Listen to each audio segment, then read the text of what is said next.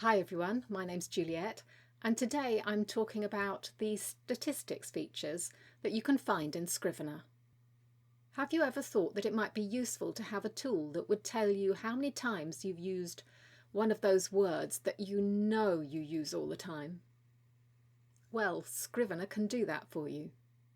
Go to Project, Text Statistics, and you'll see all the usual character and word count stats you would expect.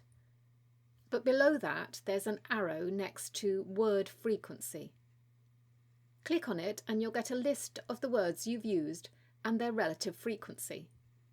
Now, of course, at the top you're going to have a lot of words you'd expect. But if you do have those particular words you know you use a lot, you can scroll down to see if they're registering high in your document. I'll admit it could be more useful if you could omit all the expected frequent words, but it's still there if you need it. While we're here, let's also look at project statistics.